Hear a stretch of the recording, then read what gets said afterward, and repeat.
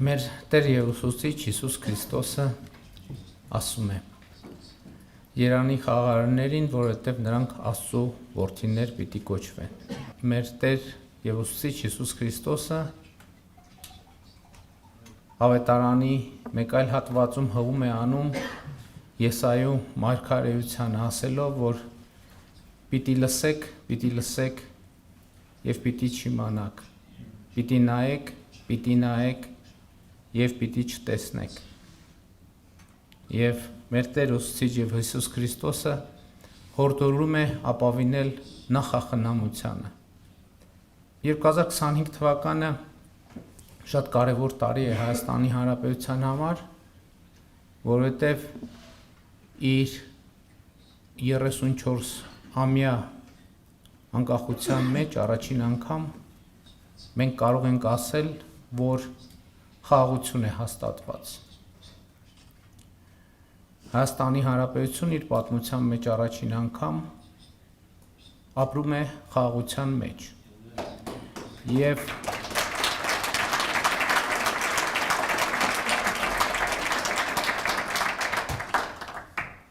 Եվ սա մի երկար ճանապարհ է, որը մենք անցրել ենք, գուցե շատ հաճախ լսելով և չիմանալով մեր Տեր և Ուսուցիչ Հիսուս Քրիստոսի ուղերձը, նայելով և չտեսնելով այն ճանապարհը, որը Աստված պատրաստել է մեր ժողովրդի և մեր պետության համար։ Ես հիշում եմ, գուցե ինտուիտիվ, չգիտակցելով իմ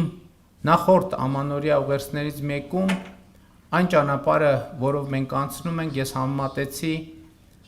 անապատի 40 տարվա հետ, որը ըստ էության նույնպես ճանապարհ է պատերազմից դեպի խաղաղություն, նույնպես ճանապարհ է, որը մենք անցել ենք հաճախ չիմանալով և վստահ չլինելով, արդյոք գնում ենք Աստծո հետևից, թե խոտորվել ենք Աստծո ճանապարհից։ Բայց երբեմն նախախնամությունը մեզ շեղում է հենց Աստծո ճանապարհից, փորձելու համար մեր հավատարմությունը Աստծուն։ Որովհետև չունենալ տարբերակ, շեղվել և խոտորվել Աստծո ճանապարհից, դա չի նշանակում հավատարմություն Աստծուն։ Դա նշանակում է չունենալ այլ տարբերակ։ Բայց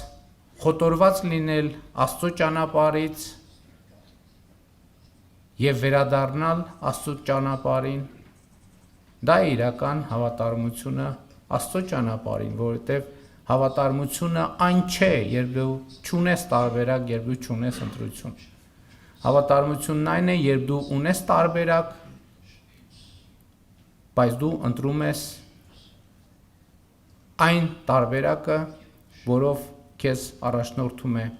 Աստված, որով քեզ առաջնորդում է մեր Տեր և Ուսուցիչ Հիսուս Քրիստոսը, որի ճանապարհները անքննելի են, երբեք որևէ մեկը չի իմացել, չգիտի և չի իմանա ինչու ենք մենք գնում այս կամ այն ճանապարհով, որովհետև երբեք և որևէ մեկը չի կռահել, չի կռահում և չի կռահի Աստծո մտահղացումը, որովհետև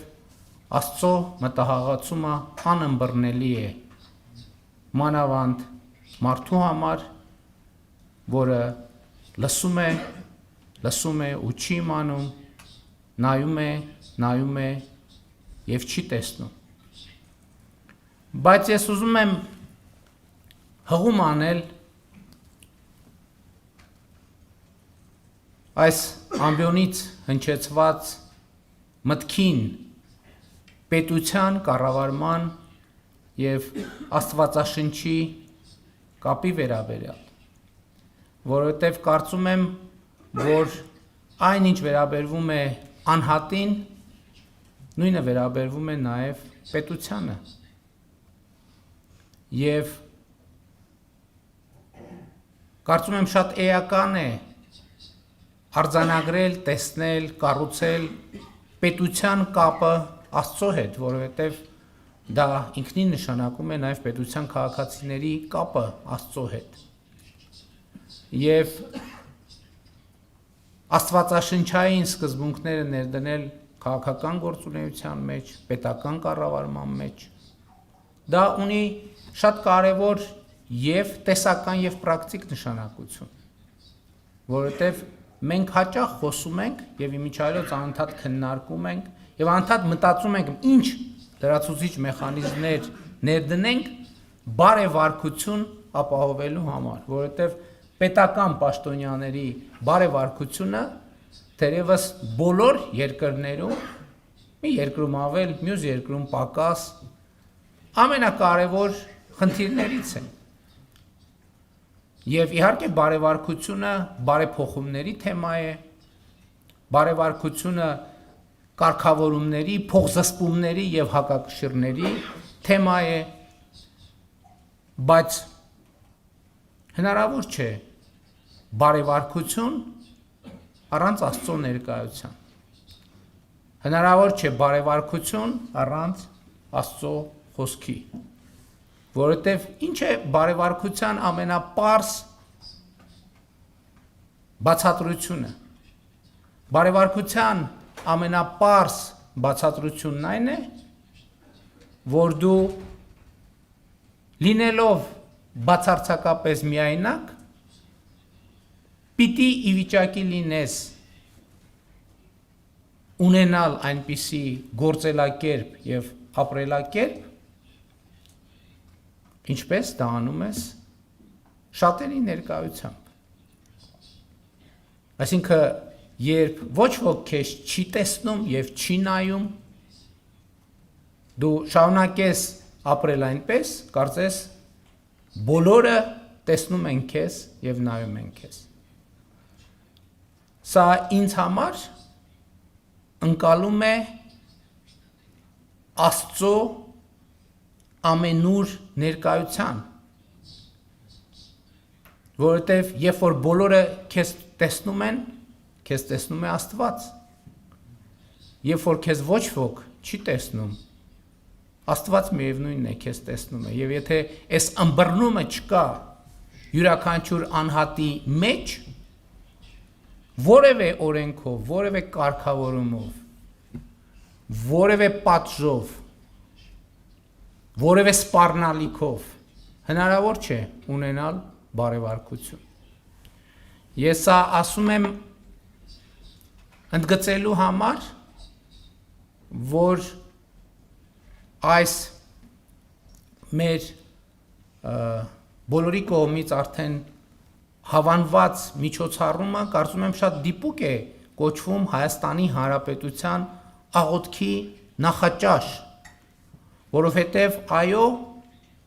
սա Աստծո եւ մարդու կամ մարդու եւ Աստծո հարաբերությունների մասին է։ Բայց ժամանակակից մարդը ապրում է պետության մեջ։ Եվ շատ կարևոր է, որ Աստծո եւ մարդու հարաբերությունները արտահայտություն գտնեն նաեւ Աստծո եւ պետության հարաբերություններում, որովհետեւ այդ կերպ է, որ ուժեղանում է մարդու եւ Աստծո հարաբերությունը, այդ կերպ է, որ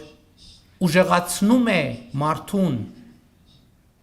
պետությունը ունենալով եւ խոստովանելով, ընդունելով իր հարաբերությունները Աստծո հետ։ Ընդհանրապես սա շատ խորհրդավոր է, որովհետև էլի նախախնամության մասին խոսելով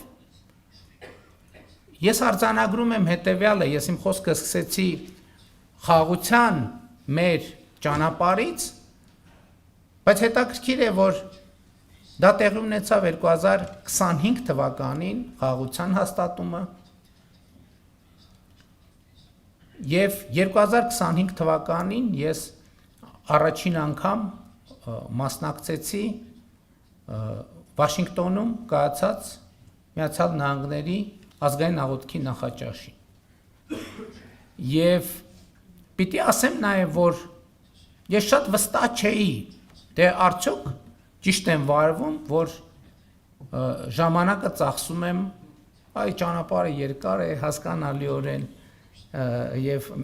միայն ճանապարհի վրա շատ երկար ժամանակ է ծախսվում, ես վստահ չէի, թե արդյոք ճիշտ եմ վարվում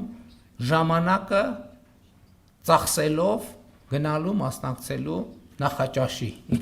ինչպես ասիկ նախաճաշի մասնակցելու համար, բայց ի վերջո հիմա հետահայաց նայելով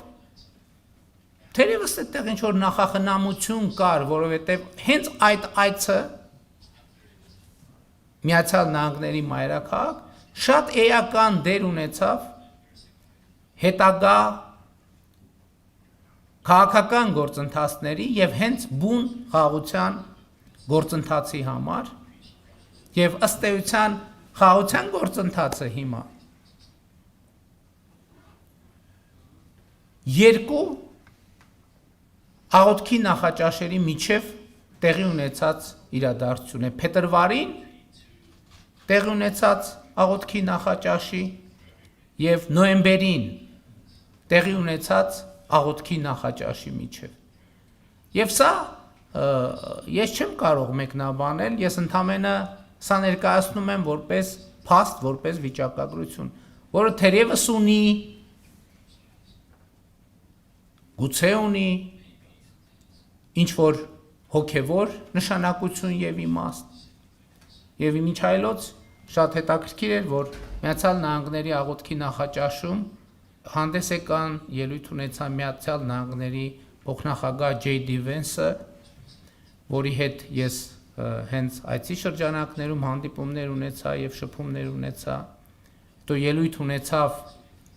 Միացյալ Նահանգների նախագահ Դոնալդ Թրամփը, որը հետագայում պիտի վճռական եւ առանցքային նշանակություն ունենար Հայաստանի եւ Ադրբեջանի միջև խաղաղության հաստատման գործում, դա ենթադրում եմ բոլորը տեսել եք, ես այդ մասին այլ մանրամասներ ներկայացնելու պատեհություն չեմ տեսնում, նրանք ովքեր չեն տեսել ամենայն դեպս տեղեկատվությունը հրապարակային է, եւ ես հիշում եմ այն ժամանակ, երբ դեռ պարզ չէր, թե ինչ կարող էր լինել, ինչ ուղղությամբ կգնային process-ները, այդ ժամանակ էր, որ ըստ էության ձևավորվեց կամ տարբեր տեղերում խմորված եւ մտածված այդ գաղափարը տարբեր մարդկանց կողմից ինչ որ մի կետում դիպվածով հանդիպեց, որ այսինքն խաչվեցին գաղափարները եւ մարդիկ, ովքեր առանձին գուցե մտածել էին, իսկ գուցե Հայաստանի Հանրապետությունում էլ արժե աղոթքի նախաճաշ ունենալ, որովհետեւ ես երեք փորձեցի ասել ինչով ինձ ցնցեց այդ միջոցառումը, որին մասնակցելու վստահություն ես ամենևին չունեի։ Դա ինձ օգնեց հասկանալ, որ այո մարդիկ կարիք ունեն պարզապես իրենց հոգևոր զգացմունքների, փորձի, պատմությունները պատմել եւ կիսել։ Կարիք ունեն Աստծո հետ, Հիսուս Քրիստոսի հետ կամ նրանք ովքեր այլ կրոնների հետևորդ են, իրենց փորձը կիսել մարդկանց հետ եւ դա նախ հոգևոր պահանջմունք է եւ հետո ինչ որ առումով ծառայություն է Աստծուն, որովհետեւ Աստծուն ծառայության ամենակարևոր օրինակը Աստծո խոսքը տարածելն է։ Եվ ինչ այլոց, այստեղ խոսվեց կապ չունի թե ինչ լեզվով, որովհետեւ կարևոր է խոսել Աստծո լեզվով։ Կարելի է խոսել հայերեն եւ չխոսել Աստծո լեզվով, կարելի է խոսել անգլերեն եւ չխոսել Աստծո լեզվով, կարելի է խոսել արաբերեն եւ չխոսել Աստծո լեզվով։ Բայց կարծում եմ այստեղ ներկա բոլոր մարդիկ իրենց ներկայությամբ հենց դա են ընդգծում, որ ինչ լեզվով էլ խոսեն, իրենց մղումն է խոսել Աստծո լեզվով եւ երբեմն Աստծո լեզվով ասածը նույնիսկ թարգմանության կարիք չունի։ որովհետև Աստծո լեզուն առաջին հերթին հոգու եւ հոգեվոր հաղորդակցության մասին է։ Կարելի է ուղղակի տեսնել խոսողի դեմքը, աչքերը, հետևել նրա ժեստերին եւ հասկանալ, խորությամբ հասկանալ եւ լսել եւ իմանալ, թե ինչ է նա ասում, նայել եւ տեսնել, թե ինչի մասին է նա խոսում, քերականական իմաստով կամ լեզվաբանական իմաստով, չհասկանալով բառերը եւ տվյալ լեզվի շարահյուսությունը, բառերը եւ այդպես շարունակ։ Եվ ես ուզում եմ բոլորի շնորհակալություն հայտնել նախ բոլոր այն հայաստանցիներին, ովքեր եկել են, մասնակցում են այստեղ ներկա են Աստծո լեզվով խոսելու համար եւ ուզում եմ շնորհակալություն հայտնել բոլոր մեր այն հյուրերին, ովքեր եկել են Հայաստանում Աստծո լեզվով խոսելու համար, դա մեծ պատիվ է ինձ համար։ Եվ մեծ պատիվ է առիթ ունենալ խոսելու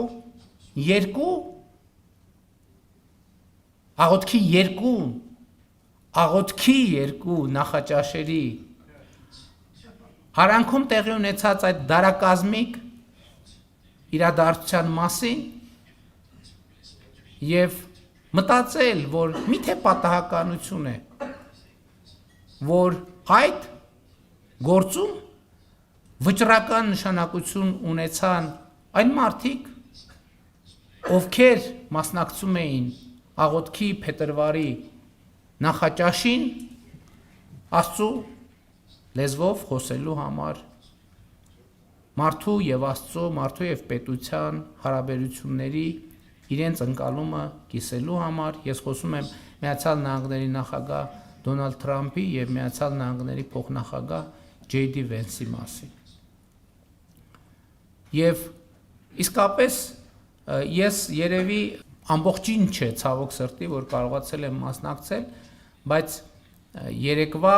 իմ անցկացրած ժամերը այս ձևաչափում, այսօրվա իմ անցկացրած ժամանակը այս ձևաչափում շատ մեծ հոգևոր լիցք եւ էներգիա է տալիս փորձելու շարունակել այն ճանապարհը կամ փորձելու վերստուգել եւ փորձելու վերստուգելուց հետո համոզվելուց հետո փորձելու հավատարիմ լինել այն ճանապարհին, որով մեզ բոլորիս, ինձ, մեզ, մեր կառավարությանը, մեր պետությանը, կառավարող թիմին, ընդհանրապես մեր երկրի բոլոր քաղաքացիներին համոզված լինել, որ մենք բոլորս քայլում ենք այն ճանապարհով, որով մեզ առաջնորդում է Աստված, եւ կարծում եմ հենց խաղաղության ճանապարհը այն ճանապարհն է, որով մեզ առաջնորդում է Աստված, հեշտ չի գնալ, իհարկե հեշտ չի գնալ այդ ճանապարհով, բայց նաեւ մեր Տեր եւ Ուսուցիչ Հիսուս Քրիստոսը ասում է. մտեք նեղ դռնով,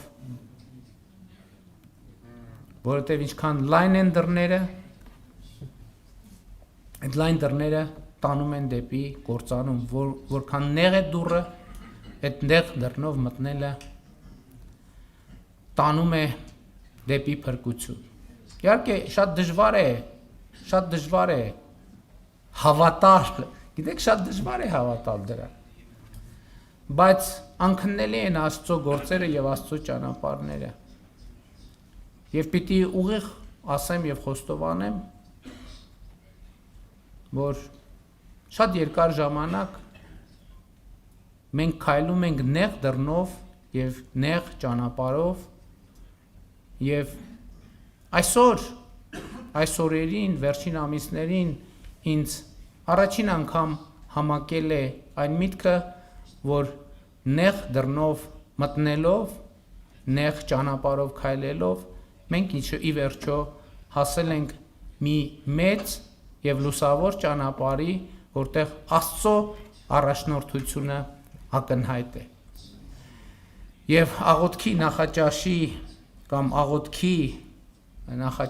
աղոթքին իմ ներդրումը ունենալու համար ես ուզում եմ ձեզ դիմել Սաղմոսով կրկին, իհարկե 31-րդ Սաղմոսը արդեն այստեղ հիշատակվեց, բայց ես չգիտեի, ես նախապես էի պլանավորել, որ 31-րդ Սաղմոսով պետք է ավարտեմ այսօր իմ ելույթը եւ Սաղմոս համար 31 ներված լինելու երջանկությունը, Դավթի իմաստությունը։ Երանի նրան ուն մեղքերին թողություն տրվեց եւ ում բոլոր հանցանքները ծածկվեցին։ Երանի այն մարդուն, որին Տերն այլևս մեղավոր չի համարում եւ որի բերանում նենգություն չկա։ Ես լռեցի եւ իմ բոլոր ոսկորները մաշվեցին ամեն օր գիշեր ցերեկ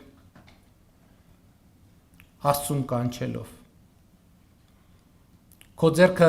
ծանրացավ իմ վրա։ Ես կրկին ընկա թշվառության մեջ, քանզի փշերն ինձ ծակեցին։ Մեղքերս քեզ ցույց կտամ եւ անօրենությունս չեմ թաքցնի քեզնից։ Ասացի, թե կխոստովանեմ մեղքերն իմ եւ դու թողություն կտաս իմ մեղքերի ամբողջ ամբարշտությանը։ Սրա համար բոլոր սրբերը հարմար ժամի աղոթքի կկանգնեն քո առջև եւ սաստիկ ջրհեղեղի ժամանակ նրանց ոչինչ չի պատահի։ Դու ես իմ հենարանն այն նեղության մեջ, որ շունչս պատեց։ Ով ցնծություն ինձ, փրկիր ինձ նրանցից, ովքեր պաշարեցին ինձ։ Քեզ կիմաստացնեմ եւ խելամիտ կդարձնեմ քո ընթացած ճանապարհին եւ աչքերս վրատ կպահեմ, ասում է Տերը։ Մի եղեք ձիերի եւ ջորիների պես, որոնք գիտակցություն չունեն։ Սանձով ու պախուրցով պետք է նրանց կզակը ճմլել, որ չմոտենան քեզ։ Շատ են մեղավորների տանջանքները, բայց ովքեր իրենց հույսը դնում են Տիրոջ վրա, Տիրոջ ողորմությունը կպարուրի նրանց։ Ուրախ եղեք եւ ցնծացեք Տիրոջով, ով արդարներ։ Պարծեցեք բոլորդ, որ ուղիղ եք սրտով։ Շնորհակալ եմ շատ։